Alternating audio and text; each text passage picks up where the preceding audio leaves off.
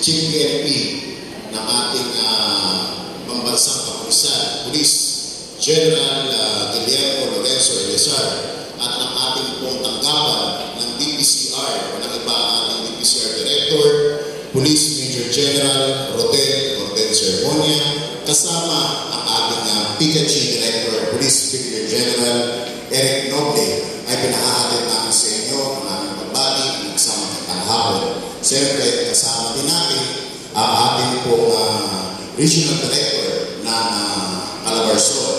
Walang iba ang pinakamasipag ng ating Regional Director, Police Brigadier General Eliseo Cruz. At kasama din ang ating pong Kikita Overall Supervisor, ang ating pong DRDA, Police Brigadier General Ismael Yu.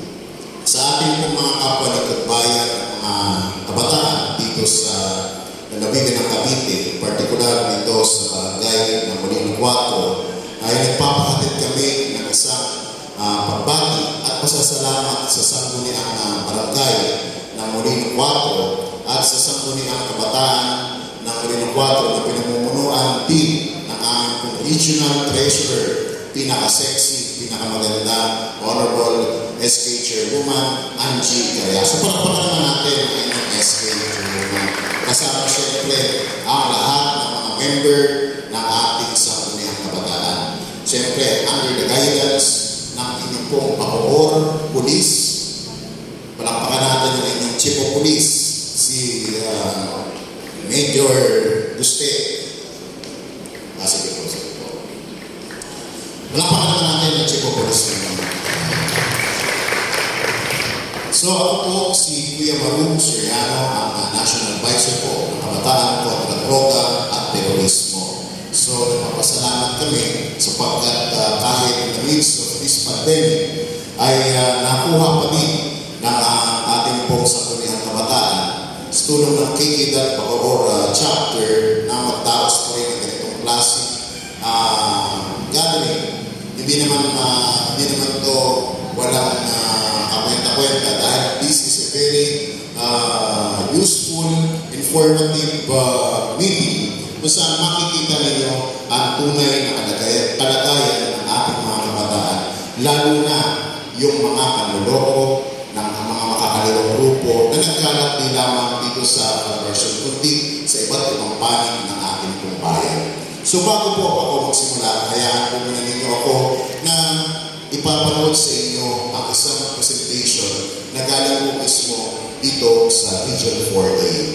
So, SK, yung isang presentation natin. Dito.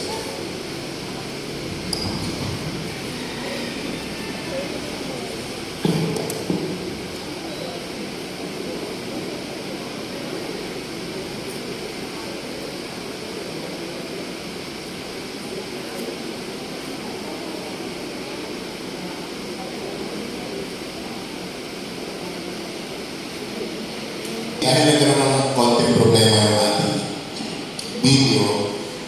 We will proceed na lang muna doon sa ating lecture about terrorism. So, katulad na sinabi ko sa inyo kanina, sino nakarinig na ng pangalan ng NPA? Tasa kamay. Ikaw, sir, ano ba ang ibig sabihin ng NPA? Hindi mo alam? PBA, alam mo? Dire, NBA. Ano yung sabi ng NBA? Sa basketball, di ba? Ang NBA po, mga yun, wala nakakaalam dito. Wala. Ang ibig ko sabihin ng NBA is, New People's Army. Pero parang natin SK ninyo, kagalit. Buti na lang yung mga binoto ninyo, no? So, ang mga NBA, ito yung mga kapwa natin Pilipino na mas pinili umakyat ng mundo, pumatay ng kapwa Pilipino kaysa makipagtulungan sa ating pong pamahalaan.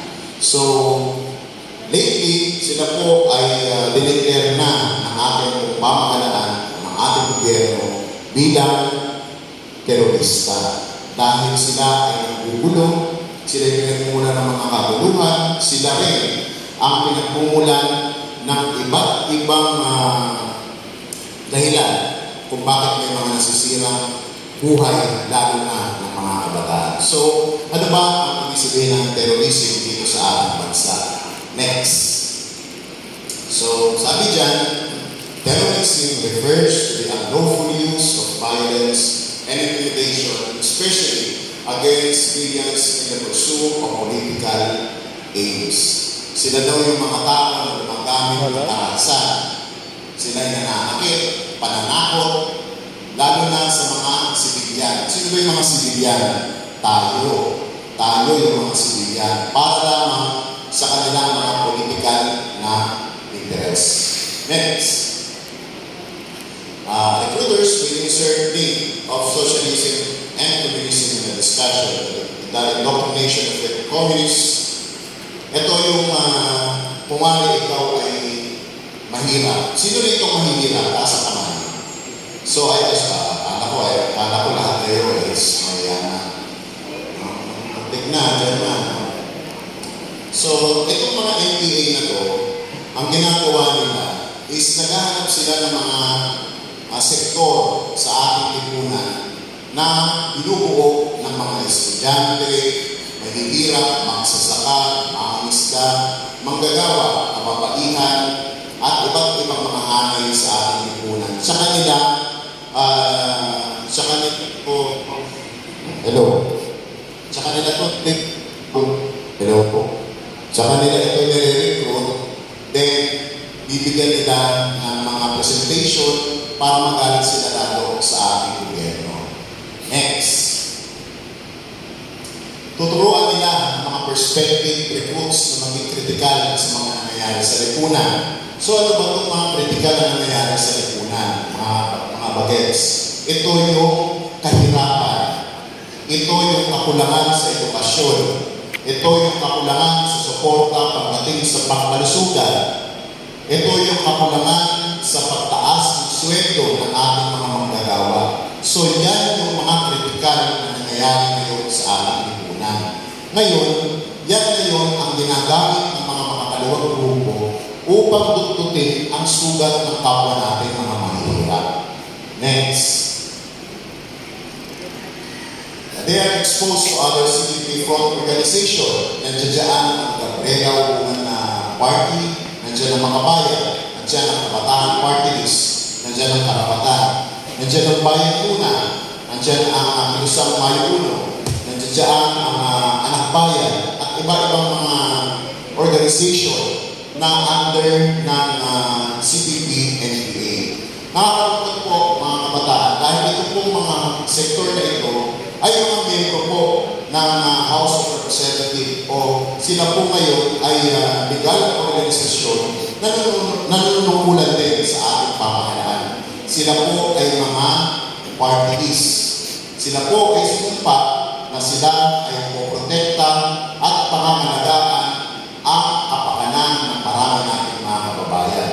But they are all exposed under the Communist Party of the Philippines. Kami po sa kaibigan, matapang po namin pinaninindigan na ito mga nasabing mga grupong ito ay talagang subok na at talaga namang nakita namin ang kanilang mga aktibidad na talagang sila nagre-recruit ng mga kabataan at pagdaka, tinutulungan nila ng umawak ng baril, armas, at mga doktrina mga kaliwa upang sila ay umakyat ng mundo, itaas ang kanilang mga kaliwang kamay habang sinisigaw ng pabagsakin ang ating gobyerno.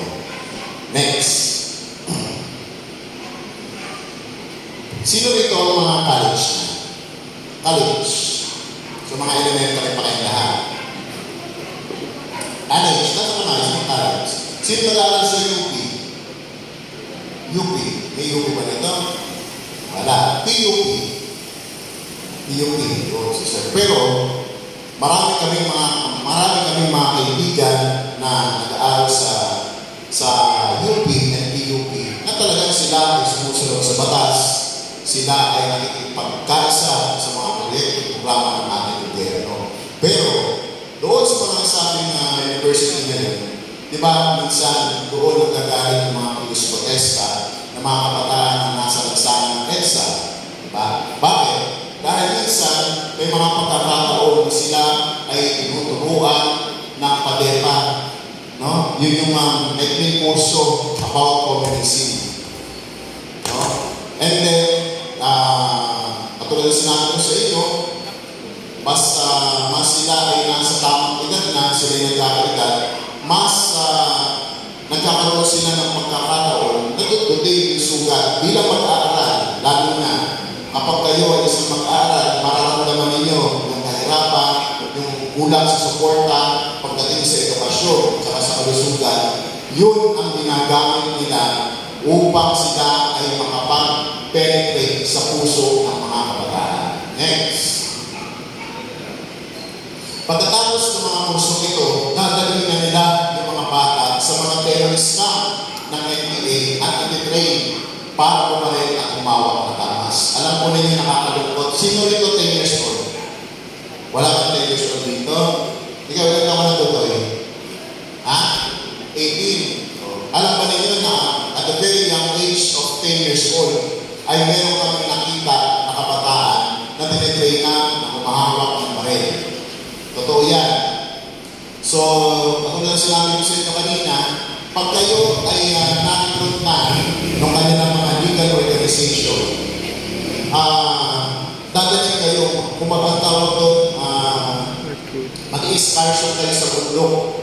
Ipapakita nila sa inyo yung mga terrorist camp kung saan sila tumulungga.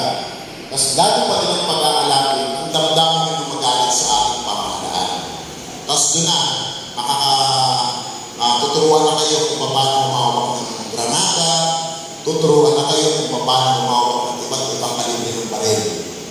Diba? Na magagamit ninyo upang patayin ang kapwa ng Pilipino. Mamaya, mas panalawakin natin yung tungkol dyan. Next.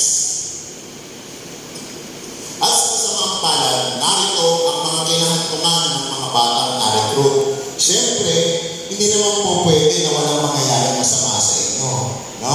So, papakita ko sa inyo kung ano nangyayari doon sa mga nare-recruit ng mga kabataan. Next.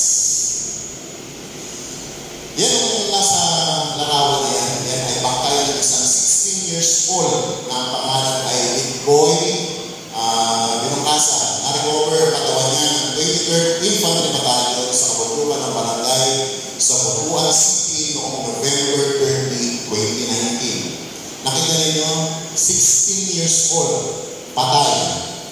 Anong suot? Nakikita niyo kung anong suot niya? Naka-bulletproof vest, may hawak na radyo, may hawak na mataas na kalibre ng baril, may mga granada na imbis na tumutulong sa kanyang mga magulang, dahil ang kanyang mga magulang ay isang karaniwang magsasaka at ang kanyang ina naman ay very busy sa pag-aalaga ng kanyang mga kapatid. Ito naman ang kanyang anak, na-recruit ng mga makakalurong grupo at hanggang nagkaroon ng isang nagkaroon ng isang bakbakan sa pagitan ng ating militar at ng mga makakalurong grupo ng mga teroristang NPA ay ang kanyang pinag-inanan. Imbis na sana nakakatulong siya na tinutulungan niya yung tatay niya sa pagsasaka dahil matanda na yung tatay niya, mas pinili niya na mamundok at pumatay ng mga militar at mga kapulisan. Bakit? Dahil alam niyo, sa pag-recruit ng mga NPA, kayo ay tinugulang ng mga pangako. No?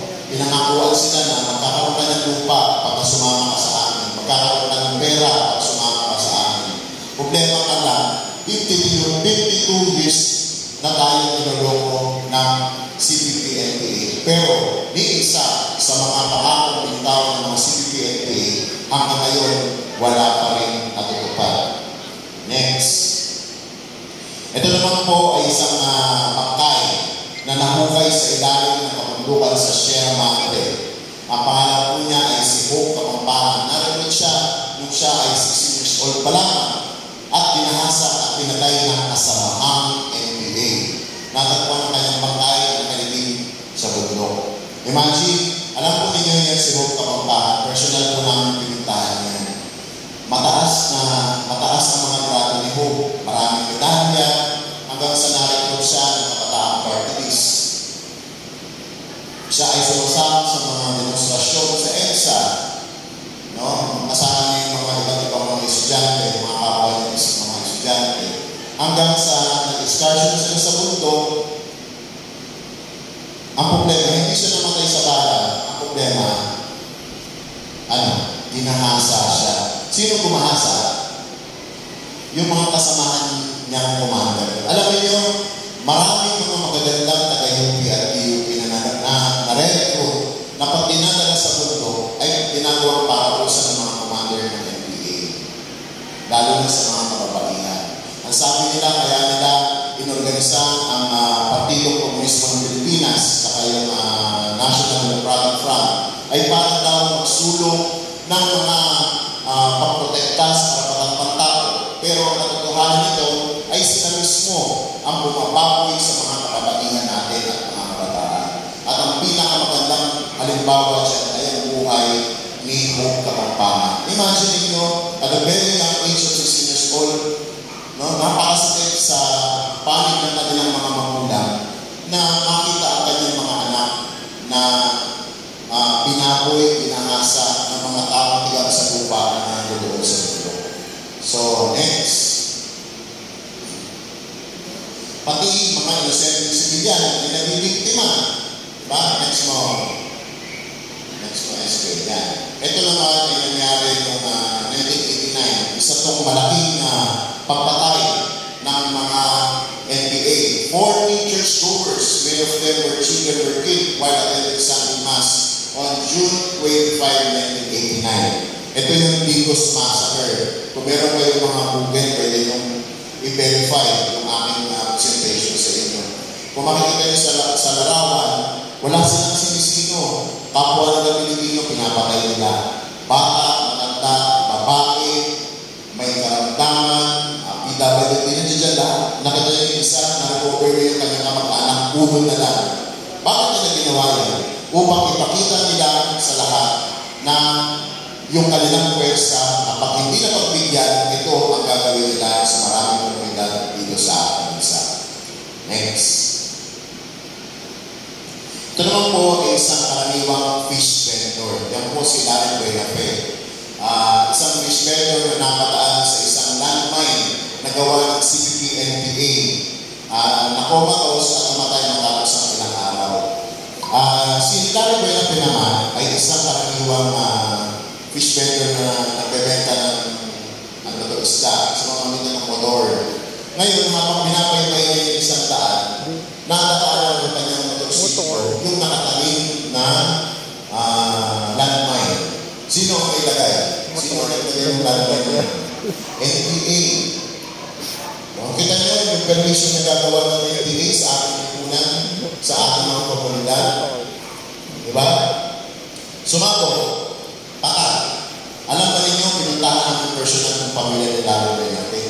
8 ang kanyang anak. Ang pinakamatanda ay grade 12. Imagine nyo yung pabataan ng anak ni Larry Buenafe. Na-permission yung pamilya niya? Oo, hindi. Ikaw, Bossy. Na-permission hindi. Bakit? Kasi si Larry ang padre ng pamilya. Siya ang nagtatrabaho, siya ang kumakayod para sa kanyang pamilya. Ngayon, namatay siya dahil sa mga kademonyuhan na pinagagawa ng NPA.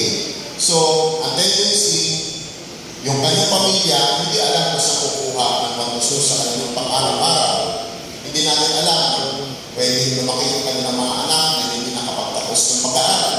Pwede rin na hindi makakuha ng magandang trabaho. Diba? So, lahat nape-permission dito. Next.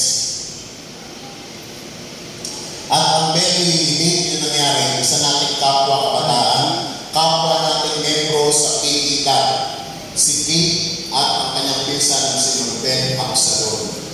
Si Kate Absalon ay isang sikat na football player ng FEU.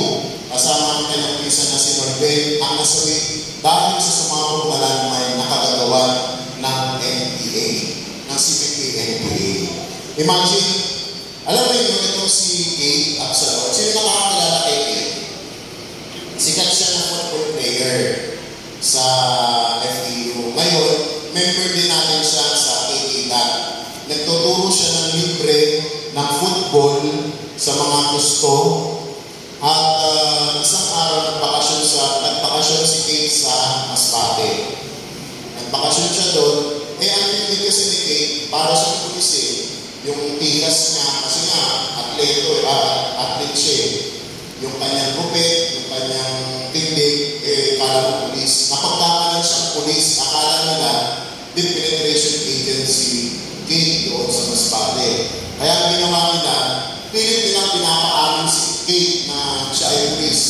Binugbog muna si Kate, binugbog siya ng binugbog. At alam niyo, hindi landmine ang totoong pinasawi ni Kate Absalom. Alam niyo kung ano? Binalik siya sa ulo. At nakakalungkot dito, ang isa sa mga bumaril sa ulo ni Kate at ni Norbert Absalom ay barangay Kagawad. Kagawad ng barangay, kita niyo ang mga kawalang-yan ng mga ito, di ba? Sila ay sumpa, ipagtatanggol nila ang konstitusyon ng ating bansa.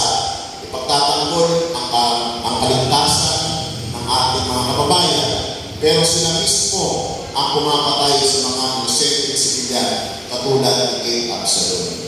Kaya kami sa KKDAT, sa Kabataan ng Droga at Terorismo, kami talaga kasama si Angie bilang Regional Treasurer namin dito sa Conversion, ay pinipilit namin ikutin ang kasulok-sulukan ng ating bansa upang mabigyan ng kamalayan ang mga katulad ng mga kabataan tungkol sa mga panulong ginagawa ng mga makakaliwang grupo at mga terorista ito. Next. Ngunit, kanina nakikita natin, di ba, may mga nagrarally, may mga, may mga hawak na armas. Kung napapansin ninyo, lahat sila, mga katulad natin mahihirap. Pero ang pinakamalaking tanong dyan, nasaan yung mga anak ng mga commander ng CPP-NPA? Narito ang mga anak ng mga leader ng CPP-NPA-NDF. Pakita mo, kasama mo. Yan. Sa litratong yan, mayroong dalawang ilustrasyon. Yung isa, yan yung mga anak ng mahihirap, mga kabataan na may hawak na placard. Sila yung mga nagpapakamatay sa gutom, na umiitim sa init ng araw, sumisigaw ng mga bagay na hindi naman nila talagang unawa kung ano yung sumisigaw nila. Habang yun sa kabilang litrato naman, anak ng isang commander, isang namumuno ng isang makakaliwang grupo. Siya ay anak ni Congressman Sarate. Nakita niyo yung buhay niya? Nag-aaral siya sa ibang bansa, sa Europe. Tayo ang kape natin, kopi ko langka. Ako nga, kape ko, kopi stick lang. $2 piso eh. Pero itong walang yan ito, ang kape nito, Starbucks, diba? Yung mga mamahaling kape. Tinan niyo ang itsura, nasa Europe, nagbabakasyon, doon nag-aaral. Pero,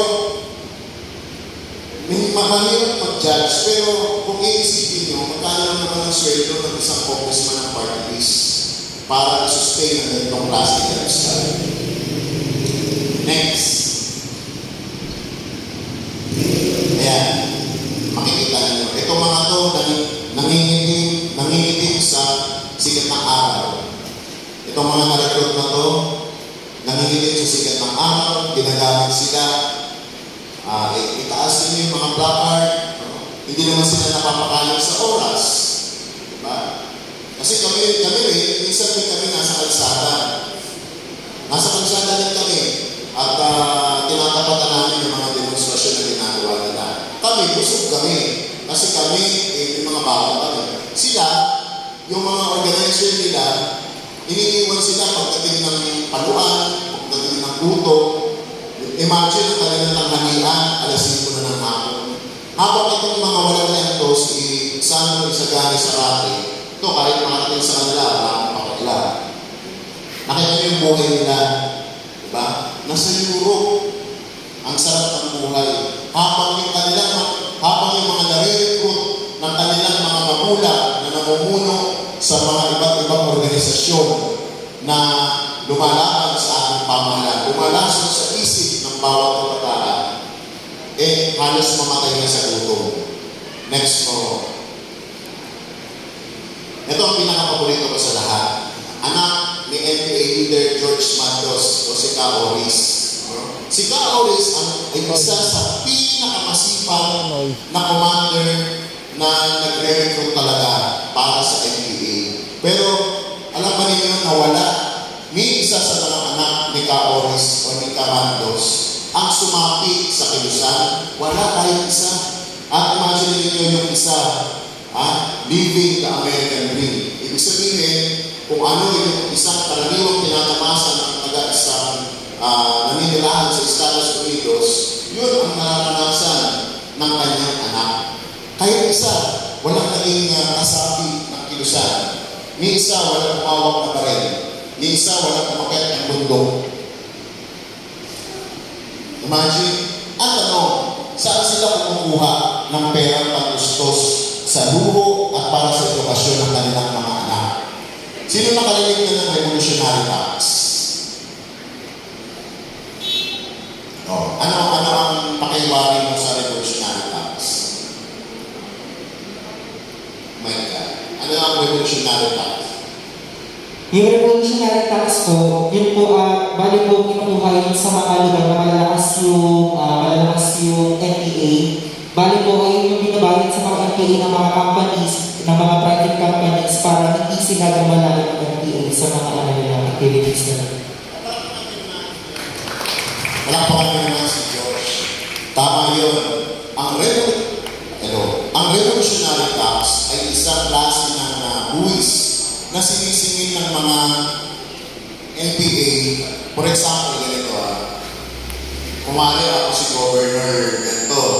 Ayun, sabi ko, yung mga magsasaka para mabilis magpadala sa merkado yung kanilang mga produkto o yung kanilang mga magpapagawa ako ng kalsada. Ayan.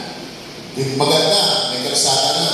Ngayon, bago mo gawin yung kalsada, si NPA, tatawagan yung kontraktor ng kalsada nyo. Sasabihin, oy, hindi mo pwedeng gawin yung kalsada niya. Kailangan bayad ka muna ng bulis sa amin. Buti sana kung pa isa-isang libo lang ang sinisingil nila. Alam ba ninyo kung magkano ang sinisingil nila na revolutionary tax? Pinakamababa 10 million. Ngayon, pag hindi sila nakakapagbigay ng revolutionary tax sa kilusan, alam mo ang gagawin nila? Susunugin nila yung mga heavy equipment na dapat sana ipapagawa ng kalsada. Pagpaparanin nila yung mga gumagawa ng kalsada pag hindi kayo nagbigay. During election, kumari, tatakbo ang governor. Ngayon, pag sinabi ng NPA, oy, hindi ka pwede makampanya dyan, kailangan bigyan mo na sa akin ng revolutionary tax. Totoo yan. Totoo po yan. At kapag hindi ka nakapagbigay ng revolutionary tax sa kanila, hindi kayo makakapasok sa loob. Nakakalungkot dahil sino napeperwisyo? Taong bayan. Na imbis yung ating mga magsasaka, yung ating mga mangingisda, ma-reduce yung kanilang gastos sa pag-transport ng kanilang mga produkto mula sa taniman papunta sa merkado, nakadagdag gastos pa to sa ating mga magsasaka dahil sa mga kawalang-yan na ginagawa ng CBP-NPA. Ang problema, ang mga nakikinabang ng mga milyon-milyon na revolutionary tax, hindi yung mga sumisigaw na kabataan sa kalsada. Yung kanilang mga pinuno, lalo-lalo na yung founder ng CBP-NPA na si Jose Maria Sison. Imagine, hanggang ngayon, si Jose Maria Sison nandun pa rin sa Netherlands. Nandun pa rin siya. Imagine, ang laki ng gastusin noon para makakuhay ka sa Netherlands. Pero nasusustain yun. Bakit? Sa pamamagitan po ng revolutionary tax. Yung mga walang iyang mga pinuno ng mga organisasyon na sinabi ko sa inyo kanina, alam niyo, ilan ang kaso po kayo sa human rights? 4. Pero wala ko po nilalabag na kahit isang karapatan ng tao. Ang mga nagkaso mo sa amin, yung mga pinuno na itong mga tinatamaan namin grupo. Diba? kasi nangalingan daw yung ginagawa namin, kasi nangalingan daw na sila. Kasi alam niyo ngayon, natutuwa kami, dahil nakukuga namin itong ilusan nila, mas bumaba yung recruitment na pumapasok sa kanila dahil marami na sa mga kabataan natin ngayon ang mas nabibigyan natin ng tamang kamalayan patungkol sa tunay na nangyayari sa ating lipunan. Diba? Kasi noon, mahirap ka, wala kasi kami pang-aral, at sumama ka sa amin. Kaya napakalaking bagay po na ng kabataan kontra droga at terorismo, lalo na ang NPF-EDCA na mas makakapagbigay tayo ng malawak na kamalayan sa ating mga kabataan, lalo na sa mga kapwa natin kabataan sa mga universidad at mga kolehiyo. Next. Ito naman po, nakakasama na namin ito. Dati po siyang NPA commander. Ang pangalan niya is si Kaliway Bulaklak. Na-feature po ang kanyang buhay sa Maalaala Kaya or MMK. No? Dati siyang CPP-NPA commander at kay ranking din siya. Ngayon po ay kasama na namin siya sa Lingkod Bayan at Advocacy Group. No? So, ngayon naka-assign siya sa probinsya ng Quezon. No, pag may dumarating doon na bisita, siya yung nag-guide kung saan dapat pumunta. At siya din yung nakikipag-communicate ngayon sa mga nakitira natin mga kapatid na nasa bundok na hanggang ngayon ay hindi pa nabibigyan ng tamang informasyon at kamalayan patungkol sa mga programa ng ating pamahalaan. Katulad ng sinabi ni Kalibay, ang pangako daw ng CPP-NPA, kami ay magkakaroon ng sariling lupa. Pero, nagkaroon nga kami ng lupa, ngunit sa panlang na libingan ng aming ama. Imagine, buong pamilya sila na-recruit ng NPA. Ilang pulis ang napatay nila, ilang militar ang pinatay nila. Dahil sa pangako na yun, na pag sila ay naging kaamit ng CPP-NPA, aangat ang atas na kanilang pamumuhay, magkakaroon sila ng kanilang sariling lupa. Pero, ilang taon na lumipas, hanggang ngayon, ni isa sa pangako ng CPP-NPA, walang natupad. Nagkaroon nga sila ng lupa, ulit ano daw, kasya lang sa libingan ng kanilang ama. Ibig sabihin, lupa yun sa sementeryo. Kaya, thank God, dahil kahit si Kaliway ay isang high-ranking na commander ng NPA, ay nagawa niya makipagkarsa sa ating pong gobyerno, sa ating pong pamahalaan. At ngayon po ay katawag na natin siya sa pagbibigay ng iba't ibang advocacy, lalo na sa mga kapatid natin nasa bundok pa hanggang ngayon. Next. Awag na yan. Mahaba kasi yan. Nakumabot tayo ng alas 12 ng gabi. Next. Next matutuloy. Yan. Ngayon, ipapakita ko naman sa inyo yung mga magulang ng mga kabataan na na-recruit ng CPP-NPA. Okay na yung video mo.